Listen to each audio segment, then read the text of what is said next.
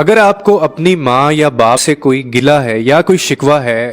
تو آپ نے یہ ویڈیو سکپ نہیں کرنی۔ ایک دفعہ حضرت عمر رضی اللہ تعالیٰ عنہ کو ایک شخص کے بارے میں بتایا جاتا ہے کہ حضرت یہ کوئی شخص ہے جو اپنی ماں کو گالیاں دیتا ہے۔ حضرت عمر فاروق جو تھے انہوں نے فوراً حکم جاری کیا کہ اس شخص کو میرے پاس لایا جائے، اور ساتھ میں ایک اور حکم جاری کیا کہ پانی سے بھری ہوئی جو مشک ہے وہ بھی اس کے ساتھ لائی جائے۔ اس شخص کو ڈھونڈا گیا اور آپ کے پاس اس کو حاضر کیا گیا۔ جب وہ شخص آپ کے پاس آیا تو آپ نے بنا کسی سوال جواب کے، آپ نے اس سے یہ تک نہیں پوچھا کہ معاملہ کیا ہے، آپ نے حکم دیا کہ یہ جو پانی سے بھری ہوئی جو مشک ہے یہ اس کے پیٹ پہ کس کے باندھ دی جائے۔ اور آپ نے پھر لوگوں کو حکم دیا اور شخص کو کہا کہ تو نے اسی مشک کے ساتھ چلنا پھرنا بھی ہے،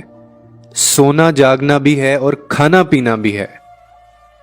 اور اس کے بعد اس شخص کو بھیج دیا گیا۔ ابھی ایک ہی دن گزرا تھا کہ وہ شخص جو ہے وہ بلبلاتا ہوا، روتا کرلاتا ہوا آپ کے پاس آیا اور اس نے آپ سے آ کے معافی مانگی، اور اس نے کہا کہ میں آئندہ زندگی میں کبھی ایسی حرکت نہیں کروں گا، لیکن یہ جو میرے اوپر آپ نے باندھی ہے یہ مطلب ہٹا دیں آپ اس کو۔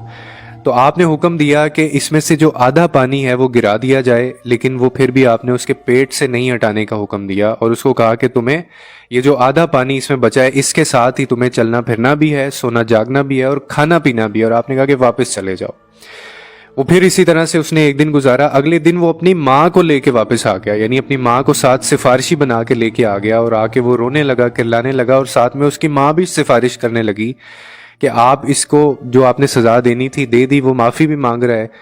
تو آپ اس کو اسے ہٹا دیں اس کے پیٹ پہ سے جو یہ آپ نے مشق باندھنے کا حکم دیا ہوا ہے۔ تو جب اس کی ماں نے کہا کہ نہ یہ ٹھیک سے سوتا ہے، نہ یہ ٹھیک سے کھاتا ہے، اور نہ یہ ٹھیک سے چل سکتا ہے، تو اسی لیے اس کو ہٹا دیا جائے، اس پر حضرت عمر نے اس کی ماں کی طرف اشارہ کر کے اس شخص کو دیکھتے ہوئے کہا کہ تیری ماں نے تجھے پیٹ کے باہر نہیں بلکہ پیٹ کے اندر اسی وزن کے ساتھ ایک دن نہیں، 2 دن نہیں، بلکہ 9 ماہ اپنے پیٹ میں رکھا، اور لے کے چلتی پھرتی رہی، سوتی جاگتی رہی اور کھاتی پیتی رہی اس طرح سے۔ اور بات یہاں پہ بھی ختم نہیں ہوئی، پھر تو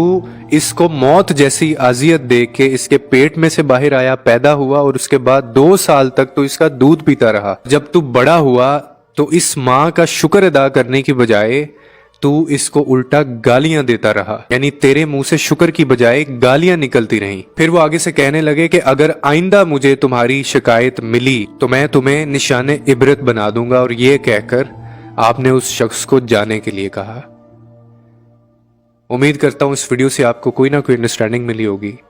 اپنے والدین کا خیال کیجئے، ان کی عزت کیجئے اور ان کی ہمت بنیے۔